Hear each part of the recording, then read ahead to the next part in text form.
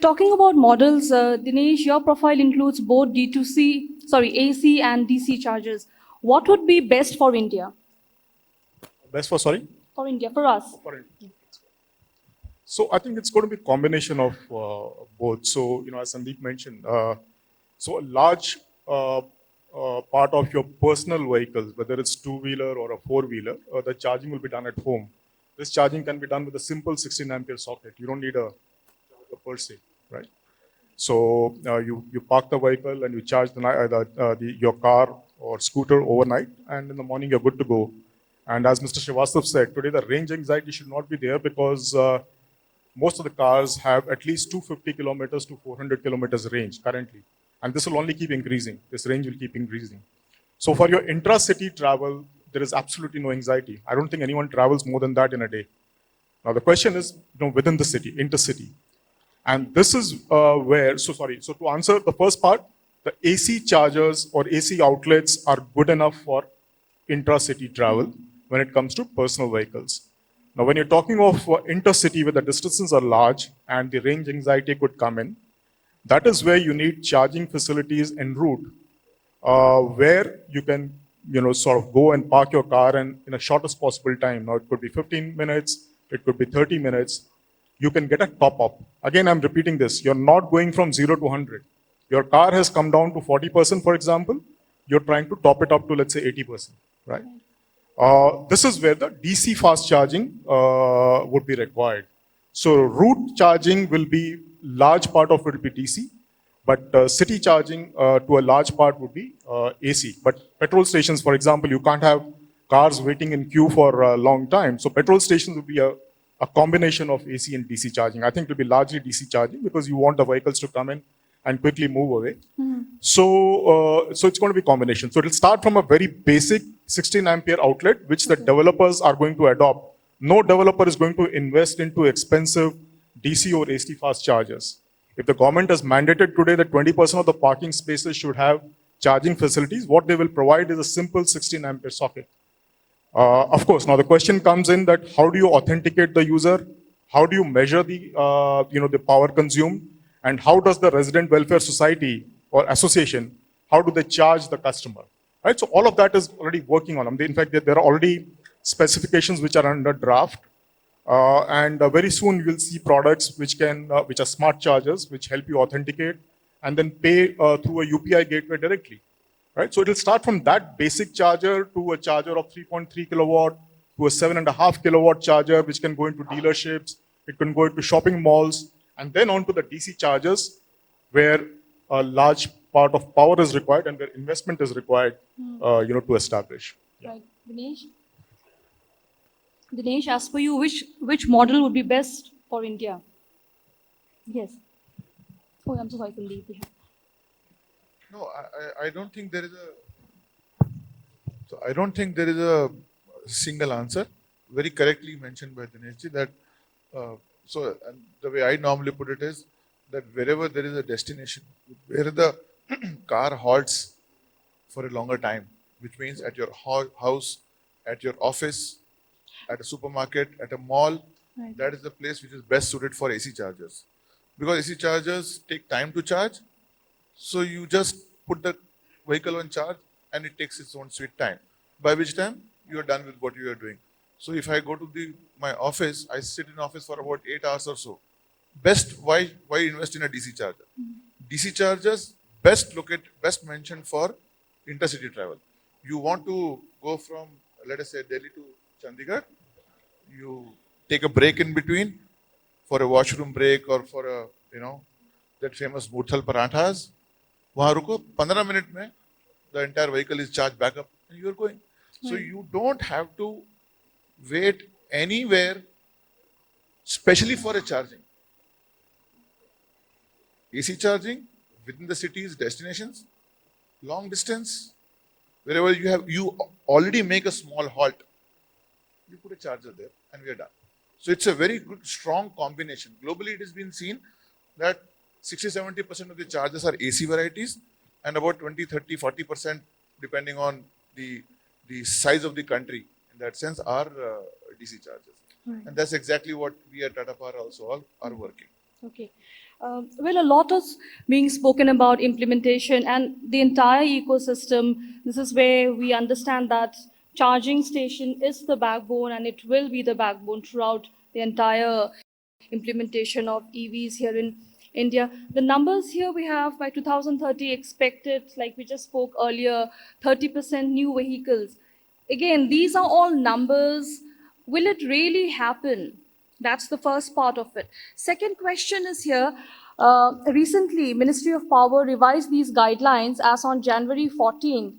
Now, this is a revenue sharing model has been suggested for land use to make a public charging station financially viable from an operational perspective. Your thoughts on that, Praveen? Yes. So basically, what we are starting with numbers from Yes. session. So we have developed the largest charging station, and like to continue from the last point also, we have done a combination of slow charges like DC charges and AC charges because that is necessary. Every time you can't charge with the DC charger, you also have to take care of the battery health also. After installing 75 AC chargers, we have installed 75 AC chargers and 25. I'm AC sorry to chargers. interrupt you. I guess what we all would really like to understand is right now it's all speculation and talks as to this would work and this would not work, so on and so forth, right? However, I guess we are not addressing somewhere down the line, I believe we are not addressing the actual question as to what would really work for us in the Indian context. This is also in context to the numbers. If you look at registration numbers of EV vehicles, we have around 40% two-wheelers and 43% three-wheelers. We can't really predict at this point of time that this will work for India, this will not work for India, because it's a changing industry and it is technology-driven industry and technology is changing every day. So that's not a point that we can conclude that this will work, that this DC charger will work, this AC charger will work. We have to try and test the combinations. We have to try to test the charges, which will work, because trial and tested method will always work in the future. You can't just predict at the starting of this industry that this will work for sure. I guess Nish, you want to say? Yes, yes. Your question, see, the government has done a great initiative here. So they're basically paying you 1 rupee per kilowatt hour. Right? I think that's an enabler. So that is essentially to take care, defray your investment costs on the infrastructure. See, let's look at the good things which have already happened. Right? The great things which have already happened is that the government has encouraged public transportation. Right? 5,000 buses first, now 5,900 buses in the FAME 2, subsidized. Many of these buses are already running on the road for intercity travel, and this is like maybe about 150 to 200 kilometer range. Right? Buses get charged at the starting point, they get charged at the end point. Right? So to enable this infrastructure, whatever is the charging infrastructure required at start and destination is already getting created. Now there are so many private charging companies which are coming in, some with backing of sovereign funds from outside India, which are helping in creating this infrastructure. And all these models are being done on OPEX basis. It's on a per kilometer basis, right? So if you see over the last 2 years, the charges, the charge per kilometer has come down, which actually is an indication of the fact that the model is working. It used to be 100, 110 rupees a kilometer. It's come down to about 70 rupees a kilometer, Yes, perhaps coming down further. Right. So all that enablers are happening. Again, I'm repeating what is the biggest issue today is, if I want to take a bus to 500 kilometers range, am I having the charging infrastructure? The answer is no. And this is where this 1 rupee a kilowatt hour is, as an intervention, will help in acquiring space to the charging service providers. But then again, there are those question marks, which perhaps Sandeep can ask, that in that piece of land, how am I going to get power? Who is going to set up that physical grid to bring that power into the charging structure? Who is going to subsidize that? Right? Who will get me who will have the, who will help me get the right of way to set up these transmission poles? So these are all the questions which will get answered. I think the intent is right, the direction is right. Eventually, it will happen, in terms of supporting the route charging, which is very important for range extension. Yes, before that, I would like to bring Sir, you being a part of Niti Aayog, Sir, and part of the government for such a long time. Well, the question here is who? Government being one of the biggest stakeholders if you could help us understand as to whose responsibility would it be, or do you think all those responsibility should be streamlined and be documented in black and white as to this is what government should be doing, this is the state government, the central government, this is the manufacturers, and Sir? We cannot ignore any of the stakeholders, all the stakeholders have to be factors of policy adopted by community various countries. And many of the stakeholders are different policies by various ministries, departments, and policy of the authority, state policy. Now, I will need to one more statistics that we cannot ignore the Indian position right this something of India for India. Let me tell you that we cannot ignore the fact that the average trip size in India is around 5 crores, rather it's less than 5 crores. The difference in less than 5 crores of vehicle in India. So here, some of the advantages this cannot be ignored in India, and that is the inter-city transport and the inter-city transport. The majority of the inter-city transport, we do not have the problem of the standing infrastructure. I will just come out with this discussion as well. Now, we have rightly already complained. The point we had in the presentation that we put the focus on the shared mobility to money direct segment. The move away, none other than the financial act is this thing.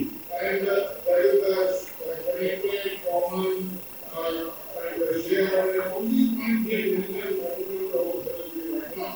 But the focus of to have the share connected and being mobility, now mobility is not the passenger like the mobility is for all the groups of transport.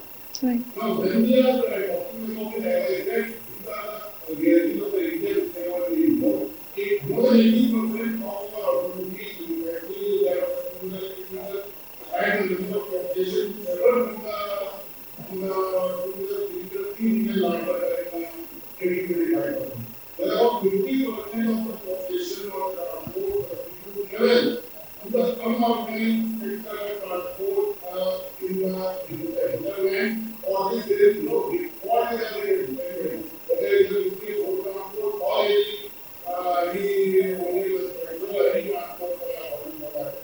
so these are the reality of the country, and we are planning a big shift to the electric vehicles, and this also cannot be separated from the Indian going to work where, right? I look at it from the perspective of different segments. The way we break it: residential segment, public segment, and the fleet segment. Let's not ignore the fleet part because that's where TCO came first, feasible. So different models are going to work differently. As Mr. Sandeep said, that AC chargers can work very well, where 70 to 80% charging is happening in residential. That is working over there. But we do have a problem at some of the places where we do not have parking places. Where a lot of residents are finding difficult to park 2 cars, 1 car. So all that problem also has to be solved because you are associating charging infrastructure with parking over there. 1:1 kind of ratio. Secondly, move to the public infrastructure. There, the DC chargers are going to come into play because people have shorter time to charge their vehicles. Coming to the AC, fleet charging part. AC and DC both are working over there, but you have to understand that multiple chargers are being installed at one place. Because of that, you have a higher load requirement. Again, that power infrastructure issue coming into play. What we are doing at Magenta, we are making these beautiful products, AC chargers, which we are deploying in residential segment and also into the fleet segment. And we are working out different models for different kind of segments by collaborating with different stakeholders. And when I say stakeholder, it's not just government. It's not. I'm not minimizing the impact of that government and other players, but landowning agency is also one of the major players. So what if landowning agency can absorb some of the cost? What about providing infrastructure and wiring till the charger? They may already have that load availability. They just have to put that invest into the wire, and we are just utilizing that spare load. So This is how different structure, different models can come into play, and we can together solve this problem. This is the point that I wanted to make.